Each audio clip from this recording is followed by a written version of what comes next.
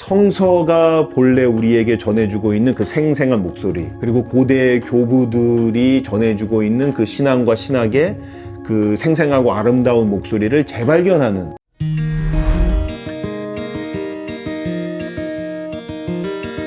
네, 그럼 저희가 이제 두 번째 책으로 네네. 모아서 가장 최근에 작업하셨던 책이 신학자가 성서학자에게 바란 5가지라는 책을 번역하신 걸 봤는데요. 네.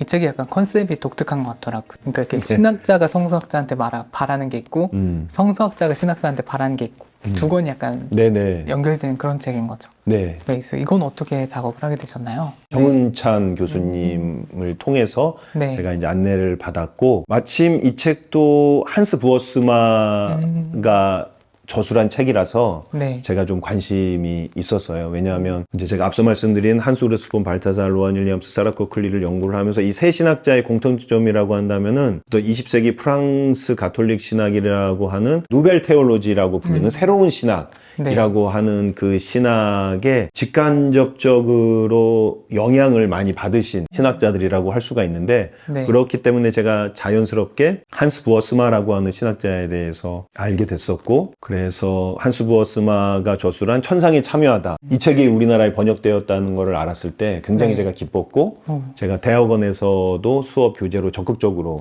활용하고 있는 책이기도 한데, 이 신학자가 성서학자에게 바라는 5가지 이 책은 천상에 참여하다에 나오는 중요한 주제들이 반복되기도 하고요. 네. 특별히 성서와 관련되어 있는 부분으로 조금 확장하거나 심화하거나 라고 하는 책이라서, 그리고 성서와 전통의 관계, 이런 부분에 대해서 잘 이야기하고 있는 책이라서 네. 역시 제가 박사 연구하면서도 연결이 되어 있었고, 좀 공부해보고 싶은 마음, 저도 배워보고 싶은 마음이 있어서 좀 기쁜 마음으로 번역을 하게 되었습니다. 아, 네. 그럼 그 좀 전에 말씀해주신 그 한스 부어스마와 네네. 누벨 테올로지, 이 두 가지에 대해서 좀 더 설명해 주시면 좋을 것 같아요. 한스 부어스만이라고 하는 신학자 개인에게 누벨 테올로지는 아마 어떤 신학적인 방향을 설정하는 중요한 계기가 되었었던 것 같아요. 한스 부어스만은 네덜란드 네. 화란 개혁교회 출신의 신학자로서 시작을 했었고, 캐나다에서도 공부를 하고 또 리젠트 칼리지에서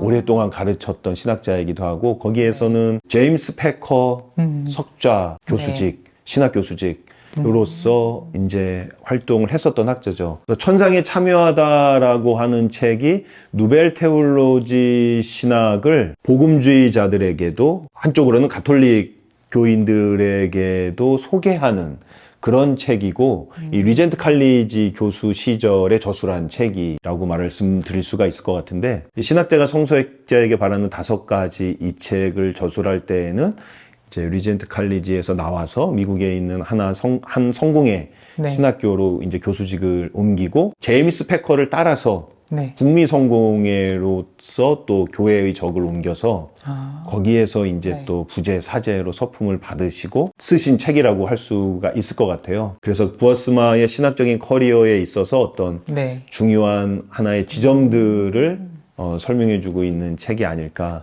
네. 그런 생각을 하고 있습니다. 네. 그리고 그 누벨 테올로지는 어떤 운동인가요? 누벨 테올로지는 우리가 시기적으로만 본다면은 일단 20세기 네. 중반부터 일어난 신학이라고 말씀드릴 수가 있겠고, 나라로 말하면은 좀 프랑스를 중심으로, 그리고 교단으로 이야기를 하자면 가톨릭 교회를 중심으로, 특별히 리옹에 있는 예수의 신학교 네. 를 중심으로, 또 르소슈아르에 있는 도미니코의 신학교를 중심으로 해서 일어난 운동이라고 말씀을 드릴 수가 있을 것 같고, 예수의 신학자로는 이제 앙리 드 루박과 장 다니엘루라고 하는 신학자, 네. 그리고 도미니코의 신학자 중에서는 이제 장마리 도미닉 셔니와 그리고 이제 이브 콩가르라고 하는 신학자, 이 4명의 신학자를 중심으로 이루어져서 네. 이제 나중에 이제 한스 우르스 폰 발타사르나 이제 작년에 돌아가신 요세프 라친거와 같은 신학자들에게 영향을 미쳤고, 가톨릭 신학을 넘어서서 당연히 로안 윌리엄스나 네. 사라 코클리, 그리고 이제 발타사르의 스승 중에 한 명이 이제 앙리 드 리박이라고 하는 그 누벨 테올로지의 가장 중심적인 인물이라고 할 수 있는 네. 앙리 드 리박이기도 하고요. 그 20세기 프랑스 가톨릭 신학을 넘어서 유럽 신학 전체, 그리고 가톨릭과 뭐 성공회와, 그리고 한스 부어스마에 이르러서는 개신교 신학에서에게도 이제 영향을 네. 미친 신학이라고 볼 수가 있을 것 같고, 부어스만은 그 책에서 성사적인 존재론, 그리고 또 하나는 지복직관에 대한 강조, 이런 것들을 누벨 테올로지의 중요한 강조점이라고 소개를 하고 있고요. 교회의 첫 번째 한 5세기 정도에 해당하는 교회가 공동의 신앙 고백을 확립하고 네. 교리의 기초를 놓고 삼위일체론과 성부와 동일한 분이 동일 실체이신 이제 예수 그리스도와 같은 이제 이런 교리의 기초를 놓은 교부들의 신학에 기초를 하고 있으면서 그것을 현대에 이르러 아주 창조적이고 독특하고 급진적인 방식으로 소개하는 그런 신학이라고 말씀을 드릴 수가 있겠고, 이 신학은 제2차 바티칸 공의회의 신학적인 기초가 되기도 했었고, 그래서 굉장히 신학적인 영향력이 크지만 처음에는 가톨릭 신학 안에서 굉장히 많은 반발을 받았던 신학이에요. 그래서 새로운 신학이다라고 하는 말, 누벨 테올로지라고 하는 게 네. 약간 부정적인 뉘앙스죠. 이것이 전통과 교회의 역사에 기초한 신학이 아니라 새로운 신학이다. 그러한 이야기였지만 지금은 그것이 이제 그 신학을 지칭하는 용어로 네. 사용되고 있습니다. 가톨릭 하면 전통을 되게 중요시할 것 같은데 그 안에서도 이렇게 새로운 신학에 대한 움직임들이 막 일어나고 네. 이렇게 영향력을 주고 그런 게 되게 신기하다는 생각이. 이제 19세기, 20세기 가톨릭 신학의 어떤 역사 이런 부분을 이제 봐야 되는데 이제 보통 우리가 신스콜라주의 네. 신학이라고 하는 것들이 19세기부터 가톨릭 교회 안에서 굉장히 특별히 가톨릭 교회에서 성직자를 양성하는 신학교 안에서 신스콜라주의가 아주 뿌리 깊게 자리를 잡았는데, 이 신스콜라주의의 신학하는 방법이 발타사르의 표현을 들자면 메마른 방식으로 신학을 명제화해서 그것을 하나의 교본처럼 외우게 하는 방식의 신학교육으로 이루어졌던 거죠. 그래서 네. 그것을 한쪽에서는 이제 매뉴얼리스트 신학이다 이렇게 이야기를 하기도 해요. 하나의 네. 매뉴얼처럼 만들어서. 그래서 이 앙리도 리박이나 이런 신학자들이 하려고 했던 것은 뭐냐면, 성서가 본래 우리에게 전해주고 있는 그 생생한 목소리, 그리고 고대 교부들이 전해주고 있는 그 신앙과 신학의 그 생생하고 아름다운 목소리를 재발견하는 일을 하고자 했었던 거죠. 네. 이러한 움직임이 그 신스콜라주의적인 방법론의 주류 가톨릭 신학과 충돌이 있었던 네. 거고요. 그래서 이 앙리도 리박을 위시한 그 누벨 테올로지 신학자들은 소위 말해서 이제 리소스멍, 원천을 회복하는, 원천으로 돌아가서 그것을 네. 다시 발견하는 이제 그런 신학 방법론을 가지고 있는 거고, 그래서 교부들의 신학에 대한 강조점, 부어스마의 책에 보면은 굉장히 다양한 교부들의 이름이 등장을 하는 것을 볼 수가 있는데, 바로 그렇기 때문에 부어스마의 책에서 교부들의 신에 대한 강조가 많이 일어나고, 네. 부어스마 자신도 제가 보기에는 요즘에 거의 교부신학을 연구하는 학자가 된 것이 아닌가라고 하는 생각도 하게 될 정도입니다. 제 이 책이 신학자가 성서학자에게 이런 주제를 가지고 있잖아요. 근데 일반 성도분들이 생각할 때는 신학자가 성서학자 아니야? 이렇게도 보실 수 있을 것 같은데 이 둘의 차이점이 어떤 네. 게 있을까요? 원래는 신학과 성서를 읽는 것이 구분이 되지 않았었던 거죠. 그래서 뭐 다시 발타사르 루안 윌리엄스 코클리인데, 신학과 실천, 네. 신학과 영성, 신학과 기도, 네. 신학과 성서 독해, 신학과 예배, 신학과 기도, 이 모든 것들이 사실 하나의 행위로서 존재하는 것이 교부들이 신학을 하는 방법이었다라고 하는 거죠. 그런데 그것이 이제 계몽주의 이후에 어떤 학문의 분업화, 세분화의 과정을 통해서 네. 이제 신학, 조직신학, 또 성서학, 또 성서학에서도 다양한 방식으로 해서 이제 세분화가 이루어졌던 거고, 그게 단순한 전문성의 세분화라기보다는 시간이 지나가면서 그 둘이 공유하고 있는 어떤 전제들이 분리가 되었던 건 아닌가.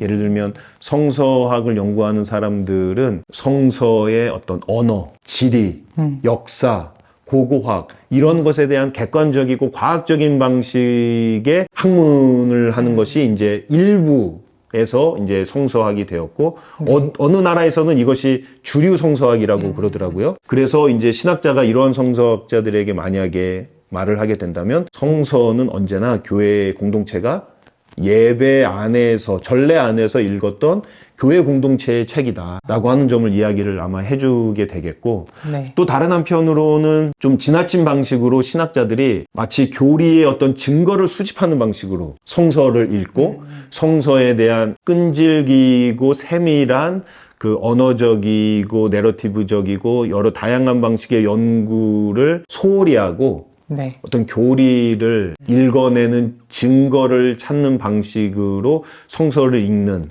이러한 독법에 대해서는 또 성서학자가 신학자에게 말을 건넬 수가 있겠죠. 그런 차이가 아마 있기 때문에 이런 책도 나오게 되지 않았나 그런 생각을 해보게 됩니다. 준비한 질문은 여기까지고요. 네네. 혹시 뭔가 하고 싶으셨던 말 같은 거 있으신가요? 두 권의 책을 번역하게 된 계기가 사실은 제가 만들어내려고 했던 계기는 아닌데 저의 신학적인 연구의 과정에 참 잘 어울리는 작업이었다라는 생각을 하게 됐고, 특별히 오늘 이렇게 인터뷰를 요청을 해주셔서 저도 지금까지 제가 걸어온 어떤 신앙의 여정, 그리고 신학의 길, 그리고 이제 막 시작한 신학자로서의 그 길을 앞으로 내다보게 되는 그런 좀 과거와 현재와 미래를 깊이 생각해보고 성찰하고 기도할 수 있는 그런 시간이 되지 않았나 그런 생각을 좀 해보게 됩니다. 혹시 앞으로는 좀 이런 분야의 책을 써보고 싶다, 연구를 하고 싶다 이런 게 있으신가요? 정말 너무 많은 것 같아요. 그래서 굳이 지금 생각나는 대로 말씀을 드리면 저는 창조론에 대한 부분을 좀 저술을 해보고 싶고요. 네. 그래서 특별히 무로부터의 창조라고 하는 개념과 둘러싼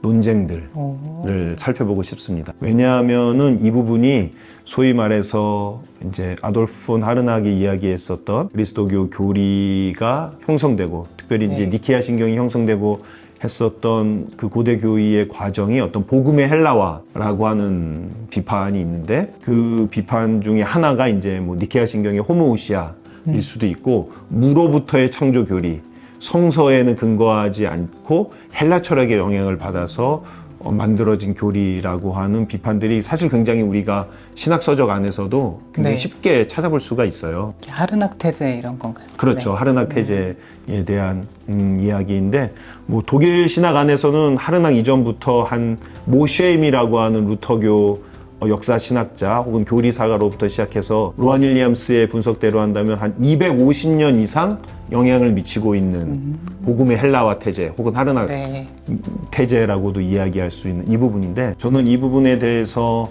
뭐 로안 윌리엄스라든지 루이스 에어스라든지 세라 코클리 같은 신학자들이 이야기한 복음의 헬라화 혹은 히브리 사상의 헬라화가 아니라 복음과 철학의 창조적인 종합으로서 바라보는 관점, 그러한 관점으로 교대 교회를 바라봐야지 무로부터의 창조, 또 하느님의 순환 불가능성, 선의 결핍으로서의 악, 이런 부분들에 대해서 우리가 그 의미를 찾을 수가 있다고 생각을 하고, 다행히 이제 로안 윌리엄스가 이 부분에 대해서 여러 곳에서 강조를 하고 있고, 또 이것을 강조하는 책들이 우리나라에 번역돼서 소개가 되고 있기도 하고, 그래서 그런 부분들을 연구해서 현대신학의 사상들과 대화하는 그런 책을 좀 써보고 싶은 생각이 있기도 하고요. 성서와 전통에 대한 책도 생각을 하게 되기도 하고, 또 제가 지금 교회에서 담당하고 있는 세례교리 교육과 관련된 책을 나중에는 또 저술해보고 싶은 생각도 있고, 사라 코클리나